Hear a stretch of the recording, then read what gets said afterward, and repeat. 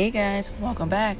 I know I missed last week, missed you all, but let's get into this new look after we get some smell goods going. It's actually my new favorite scent at the moment. So let's do it. Grab a coffee and let's get into today's look.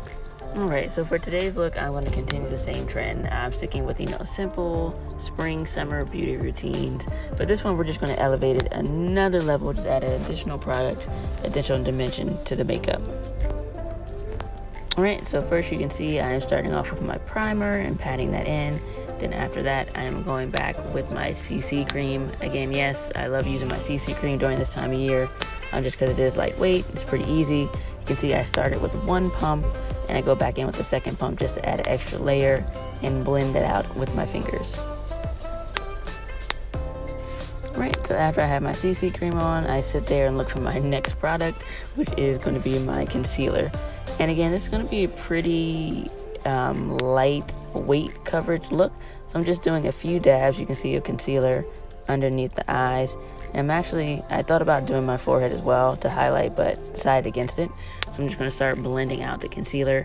You'll notice I positioned it two different ways. The left eye, I just placed my concealer how I normally would, just a few dabs underneath the eye and blending it out. And then on the right side, I've been noticing this trend with concealer where they're saying not to put it directly under the full eye, but kind of focusing on the corners, the inner and the outer corner. So I tried that just lightly to see if it made a difference. And I have to say I did kind of enjoy that. So that may be the new way I apply concealer.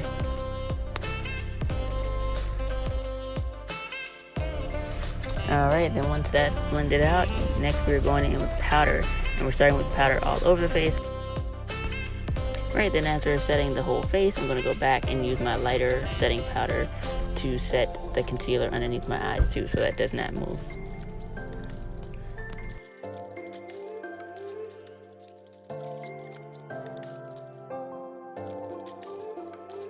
Alright, so we got the base on the face going, so now we're going with the eyes and starting with the eyebrow tint, getting the eyebrows together. And like I said, I'm a week late posting this video just because the last week was so busy for me. I was trying to work, take care of the baby, and travel to Texas. And when I say travel, I mean drive to Texas. And for those that don't know, I'm located in the DC, Maryland, Virginia area. So driving to Houston, Texas from DC, Maryland, Virginia is about 21 hours. Yeah. Alright, so after the brow tint, going back in, filling in the brows with my precision liner pencil, just, elevating the brow look this time. Like I said, each week we're going to kind of elevate the look a little bit more, so I wanted to clean the eyebrows up a little bit more for this look today. So now it's time to get ready for the eye look, starting with my Mary Kay eye primer, getting that base going on both eyes first. And today we're actually going to use a few more shadows, right? Last time we just used the one shadow for to get in to get out. Again, I'm going to elevate it a little bit more this week. So I'm actually going to start with a base color, transition color in the crease. And I'm using the color Cinnabar. And I've used it before. Like I said, it's a really pretty color. It's becoming my favorite transition shade for eye looks. It's really natural looking. Soft, pretty, works well with the skin. Right, so after that I'm going to go in with this darker color Espresso. So overall for the look, I just wanted to add more dimension, so that's why I'm going to be using 3 colors today. So this is the second one to darken the outer corners of the eye, and I'm just going to take a denser brush to apply that to the eye.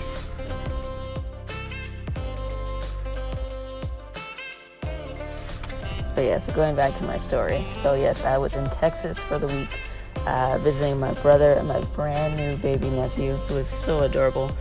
So it was a busy week to say the least. But don't worry, I was definitely working on a few things while I was down there. So my posts will hopefully be more consistent if life permits.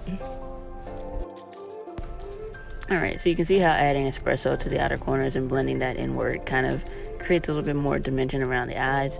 So it's going to be perfect for going in with my liquid shadow now. I'm using the color Purple Nova, which is pretty dark, a little bit darker than I always anticipate on the eye. But, you know, going in with my finger, blending that out first.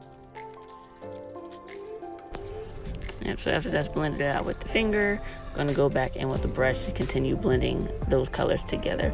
And I, again, you know, just depending on how it looks, I can go back in with the crease color, go back in with the espresso color, if it's not dark enough for you, but it worked out pretty well for me first time around. So I'm just going to go right in with my liquid liner to darken up the lashes too. Right, and I didn't record it, but afterwards I did put on mascara.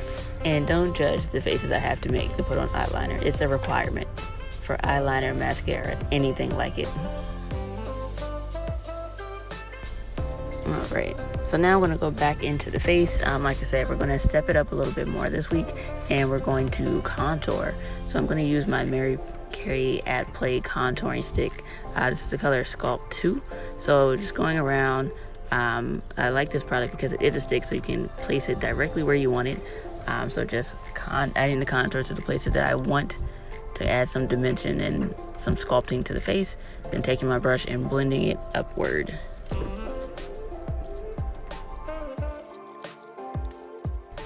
Overall, I do like this product. I think it is very blendable.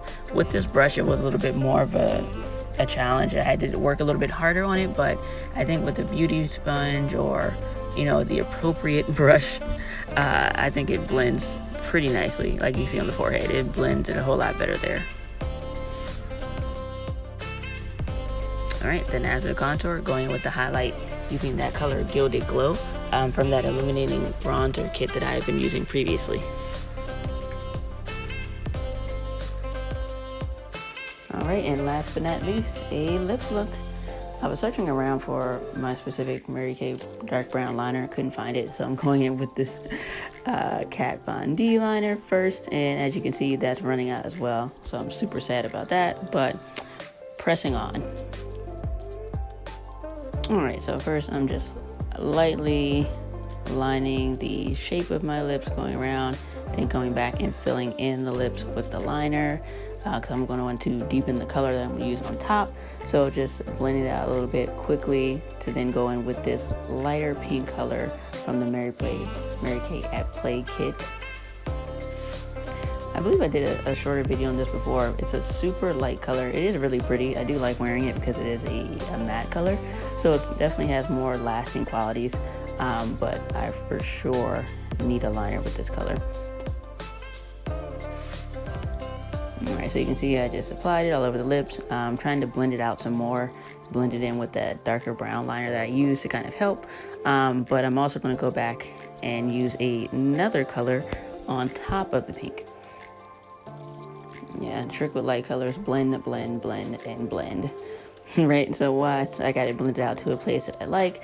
Like I said, I'm going back in with a darker color, also from the Mary Kay at Play, the second kit with this purple color. So I was really focusing on the center at first, blending it out to kind of deepen that pink color. I was just trying it out, thought it would be a nice ombre effect.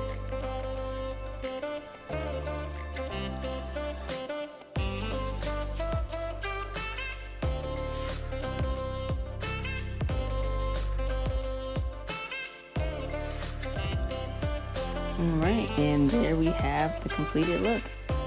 What do you guys think? What should we do next? I don't know, but stay tuned. I'll come up with something. Bye.